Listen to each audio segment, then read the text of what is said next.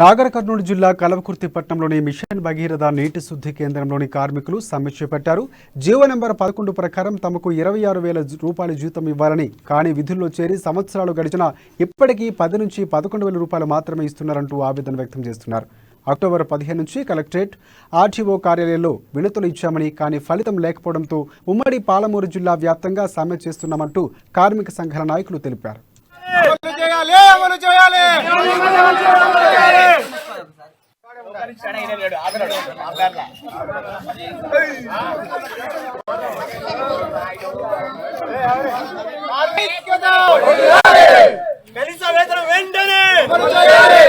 తెలంగాణ ప్రభుత్వం చేపట్టినటువంటి మిషన్ భగీరథ పథకం గత 5 సంవత్సరాల క్రితం ప్రారంభం చేయడం జరిగింది. మాకు కార్మికులకు మాత్రం జీతాలు 9,500 మాత్రమే ఇస్తున్నారు.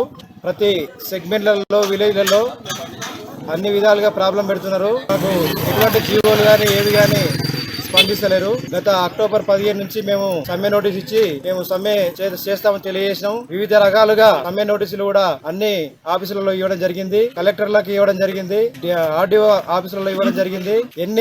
ఎక్కడ ఏం చేసినా గానీ నిమ్మకు నీరెత్తినట్టే ఉన్నారు. ఈ మెగా కంపెనీ మొండి వైఖరి చాలా ఎక్కువగా ఉంది. కాబట్టి మేమందరం కలిసికట్టుగా ఉమ్మడి మహబూబ్ నగర్ 5 డిస్టిక్లు ఈ రోజు నుంచి సమ్మెకు సిద్ధమై సమ్మెలో ఉన్నాం. తెలంగాణ ప్రభుత్వం చేపట్టినటువంటి